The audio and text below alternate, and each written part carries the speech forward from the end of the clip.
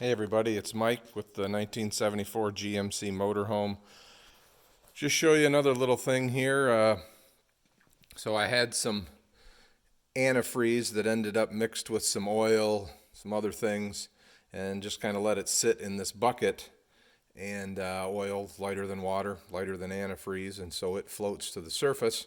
So what I'm going to do is I'm going to siphon the antifreeze off the bottom down to a certain point, and then I have a jug that I have mixed oil and antifreeze in, things like that I'll pour that into, because the oil change places don't want any antifreeze in the oil. So do it that way and go from there. Just like I said, just a little tip. So I got a nut on the bottom of that hose to hold it down, and I'm just siphoning it off. Today's video might be a compilation of shorts. But this plastic bracket right here was just made for me by Mac at Custom Instrument Panels.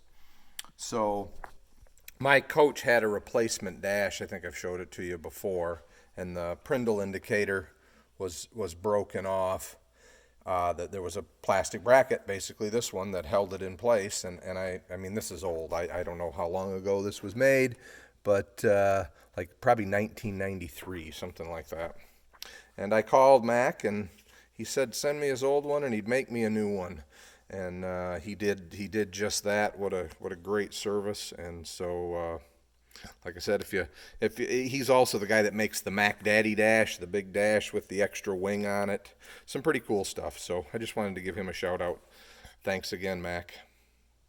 All right, to finish up for today, I washed the motor down, and I did take one of you guys' advice, and I basically put about a quart of gasoline in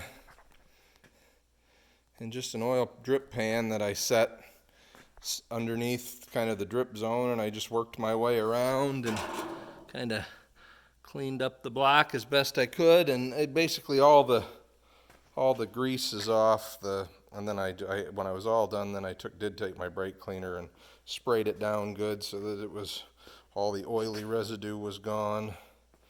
And then I pulled the oil pan, and I pulled the intake and the valve covers. So we'll get a couple of shots here. Everything looks good so far. Maybe tomorrow I'll take and roll it over and look at the bottom end, see what the rear main seal is.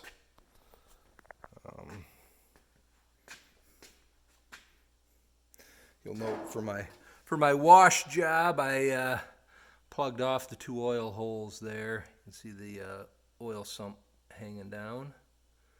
Yeah, we'll get some shots of the underside. There's the valve covers, the oil pan, which is dented. I'm hoping to fix that.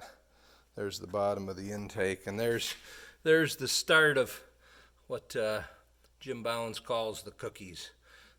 That because of that crossover area getting really hot, oil collects to it, carbonizes, and basically makes little hockey pucks, or little Keebler cookies, I guess he calls them, in the intake. And fortunately I don't really have much of that, so we'll be good.